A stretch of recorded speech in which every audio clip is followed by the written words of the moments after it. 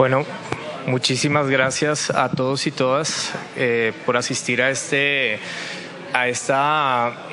debate público acerca del Plan Nacional de Desarrollo. Muchas gracias también a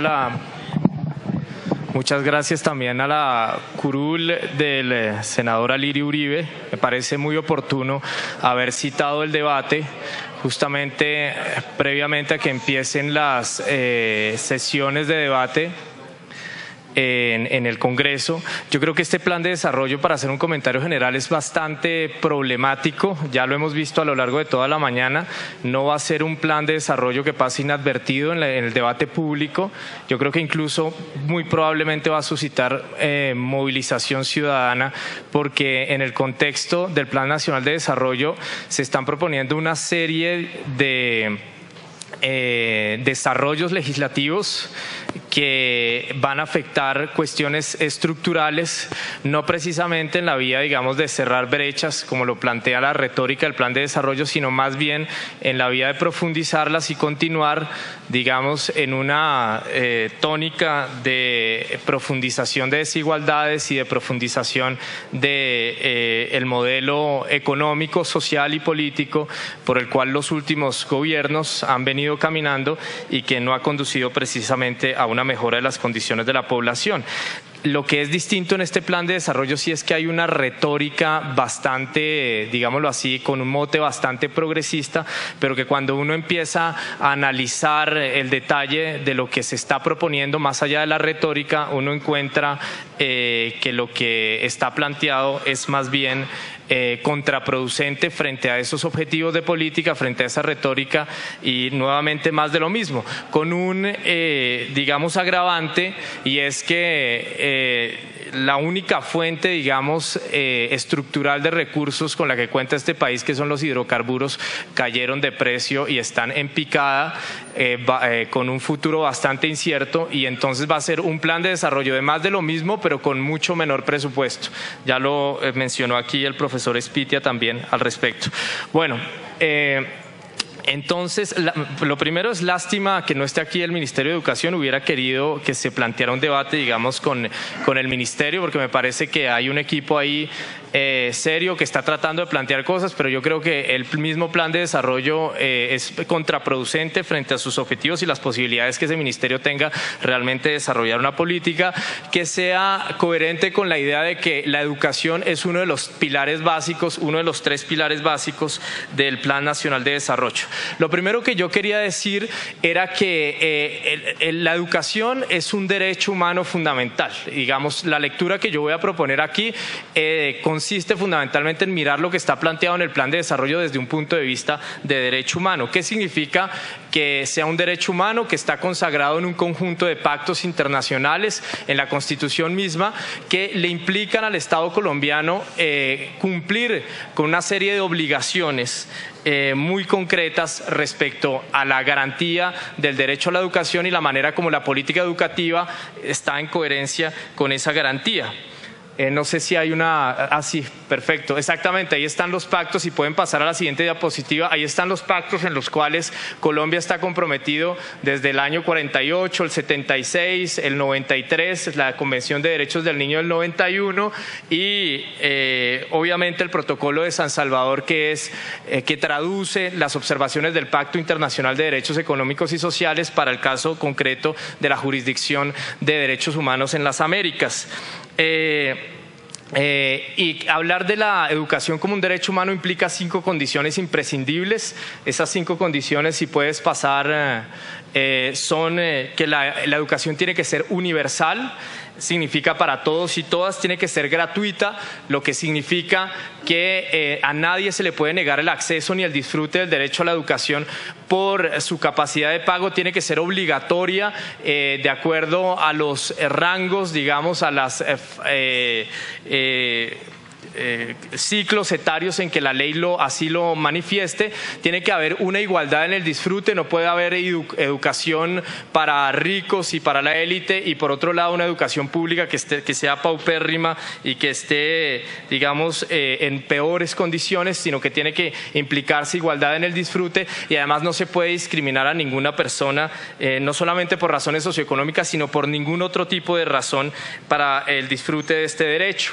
Que sea un derecho, la educación implica también un conjunto de obligaciones muy concretas que yo quisiera señalar como punto de partida, y las voy a leer muy rápidamente porque yo creo que la ciudadanía desconoce estas obligaciones que están pactadas y de las cuales el Estado colombiano tiene que ser garante, y que incluso pueden ser demandadas ante las instancias respectivas a nivel nacional y a nivel internacional. De hecho, nosotros en la Coalición Colombiana demandamos la gratuidad de la educación en el año 2008, y fue por eso que la Corte Constitucional obligó al gobierno a que existiese una política de gratuidad en la educación en Colombia. Fue un movimiento ciudadano que hizo una demanda. Luego el gobierno Santos asumió el obligatorio cumplimiento de la demanda y amplió, digamos de cierta manera, amplió el cumplimiento de la obligación a la educación secundaria, pero que no estaba tan claramente ordenado por la Corte Constitucional. Pero el origen de esa política de gratuidad no fue la concesión graciosa del gobierno Santos, sino fue un movimiento social que reclamó ante la Corte Constitucional el cumplimiento de esas observaciones. Las 5 son: la enseñanza primaria debe ser obligatoria y asequible a todos gratuitamente. La enseñanza secundaria, y óigase bien, lástima que no hayan venido del Ministerio de Educación, la enseñanza superior en sus diferentes formas debe ser generalizada y hacerse accesible a todos por cuantos medios sean apropiados, y en particular por la implantación progresiva de la enseñanza gratuita, no a través de 10.000 becas en una población bastante grande que está abocada a la educación superior, digamos, para que éstas sean entregadas como financiación a las universidades privadas de manera masiva. Eso significa debilitar el sistema público de educación superior y no cumplir con la observación concreta de garantizar, así sea de manera progresiva, lo que implica un plan en concreto, que la enseñanza superior debe ser gratuita en Colombia. Y ni siquiera en las universidades públicas es gratuita. De hecho, yo me he topado con decanos en la universidad que consideran que la educación superior no debería ser gratuita por derecho, pero desconocen los pactos internacionales que Colombia ha firmado. Se debe fomentar e intensificar en la medida de lo posible la educación fundamental para aquellas personas que no hayan recibido o terminado el ciclo completo de instrucción primaria, no solamente la alfabetización de estas personas, sino que puedan desarrollar todo el ciclo de educación básica. Además, que se prosiga activamente en el desarrollo de un sistema escolar en todos los ciclos de enseñanza, implantando un sistema adecuado de becas. Y cuando se habla de becas no se habla de suplir la gratuidad, sino de las becas de sostenimiento de las personas, tanto en educación básica, media y superior. Y además se plantea que se debe usar el máximo de los recursos disponibles para lograr todas esas anteriores condiciones. Todas estas son obligaciones y no concesiones, vuelvo y repito, graciosas que tiene que dar un gobierno, y nosotros como ciudadanía estamos abocados a reclamarlas en los tribunales nacionales o en los internacionales si esto no es posible. De hecho, en el año 2010 se aprobó el protocolo para hacer exigibles los derechos económicos y sociales ante los tribunales internacionales. Lo que sucede es que esto se conoce poco por la ciudadanía, pero yo creo que hay un campo bastante grande para poder desarrollar esto. Bien, específicamente, digamos ya claro, poniendo al derecho lo que es el derecho a la educación, entonces quisiera hacer 5 comentarios acerca del plan de desarrollo. En primer lugar, el plan de desarrollo no tiene ni una sola mención al derecho humano a la educación. Yo no sé si es una omisión intencional o es que los funcionarios del Ministerio de Educación no se enteran todavía que la educación es un derecho. Eso sería grave porque ellos juraron cumplir con la Constitución y con la ley, que desde los artículos mismos de la Constitución y los pactos internacionales que hacen parte del bloque de constitucionalidad implican justamente esto que acabo de decir. Pero si ustedes miran el plan de desarrollo, en ninguna parte están las 3 palabras derecho humano a la educación, las 3 o 4 palabras. En segundo lugar, lo que sí aparece por todo el plan de desarrollo es la noción de capital humano. Esa sustituyó el concepto de derecho humano a la educación. Si ustedes miran la Constitución, en ninguna parte está el concepto de capital humano. El plan de desarrollo está plagado de menciones al capital humano. ¿Y esto qué significa en concreto? Que la educación es vista solamente como un instrumento para generar riqueza, riqueza para las empresas o riqueza para la sociedad como un todo en el Producto Interno Bruto. Pero ¿cuál es el problema en realidad de que el plan de desarrollo manifieste que su problema con la educación es generar factores productivos que serían los ciudadanos para generar más riqueza? El problema es que, en tercer lugar, asume una concepción de calidad educativa que es totalmente plegada a las indicaciones de la OCDE y que ya ha tenido muchas críticas internacionales en términos de que se reduce simplemente a ciertos saberes estandarizados que tienen que ser comprobados a través de pruebas censales, que en el caso colombiano son las pruebas saber. Yo no sé si los funcionarios del Ministerio de Educación saben, en primer lugar, que este modelo de calidad educativa ya está entrando en crisis en los países donde se lo inventaron. En Norteamérica, en Estados Unidos particularmente, en Inglaterra y en Chile ha habido movilizaciones sistemáticas de los docentes para impedir que se apliquen esas pruebas. ¿Por qué? Porque los docentes han visto vaciado de contenido su libertad de cátedra y el desarrollo del proceso pedagógico. Ahora reciben totalmente estandarizado qué es lo que deben enseñar y además se corre el riesgo, que ha sido demostrado en varios estudios, caso concreto el chileno, de que los maestros empiezan a enseñar para la prueba, es decir, que se sustituye el termómetro por el paciente, se sustituye la educación por la enseñanza para la prueba. El teaching to the test es un tópico fundamental en el análisis de los efectos que tiene esta noción reduccionista del capital humano sobre la calidad educativa. Y en tercer lugar, la verdad es, y aquí yo quisiera pedirte 5 minutos más porque si no, no voy a poder redondear.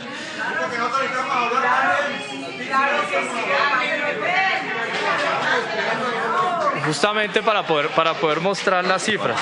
Bien, entonces, continuando, el punto fundamental es que lo que se ha mostrado es que los resultados en esas pruebas estandarizadas, más que estar relacionadas con incentivos a ciertos docentes, con becas a ciertos estudiantes, están relacionados es con el tamaño de la financiación que tiene el sistema público como un todo. Es decir, básicamente están relacionados con el esfuerzo que hace una sociedad para financiar su sistema público educativo.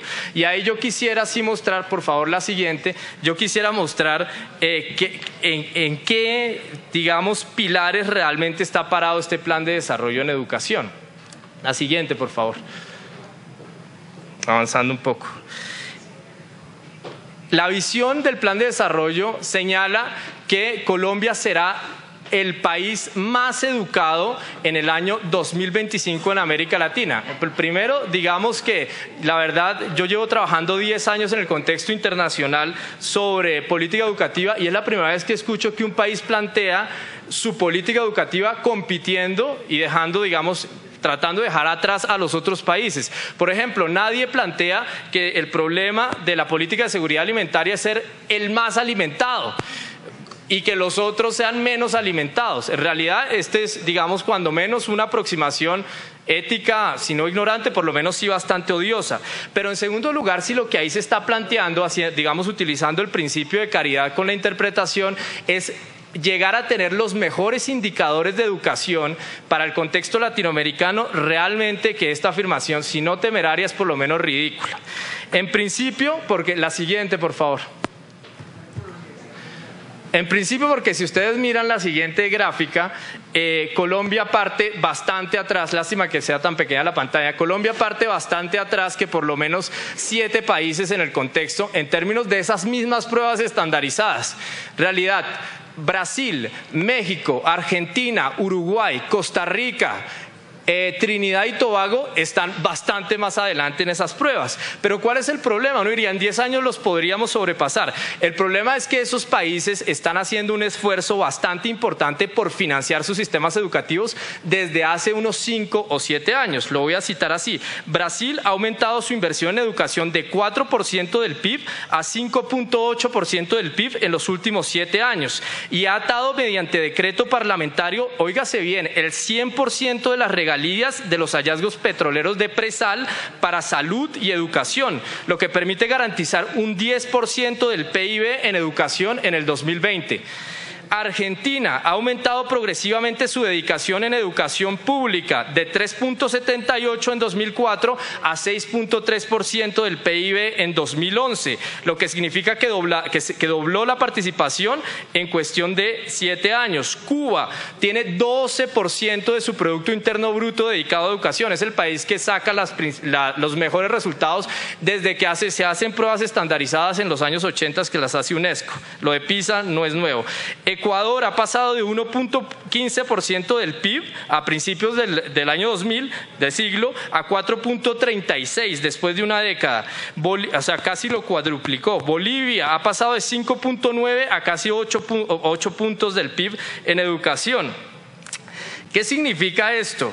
Significa que esos otros países en la carrera arrancaron hace 10 años invirtiendo en sus sistemas públicos y han venido avanzando. Colombia, por favor, la siguiente, ese cuadro no se ve, esa. Colombia, en vez de aumentar su gasto público en educación, lo que hizo fue estancarlo. Tenemos 1998 al año 2012 y lo que tenemos es una oscilación, si se quiere, errática, alrededor de 4.5% del PIB en educación. Y si ustedes miran el gobierno de Santos, 2010 a 2012, lo que tenemos es una disminución mínima, pero es una disminución. Entonces, en realidad, y el siguiente gráfico, eso es lo que ha pasado, pero lo que propone el plan de desarrollo, y con esto termino porque no hace falta, digamos, hablar más al respecto, si puedes poner al siguiente, esta es la proyección de recursos del Sistema General de Participaciones, que son las transferencias que se envían a los municipios y a los departamentos, que son los responsables de la educación. Se plantea que se mantengan, si ustedes miran, del año 2014 estamos en 2.23%, o sea, es la mitad del presupuesto público en educación, poco más de la mitad.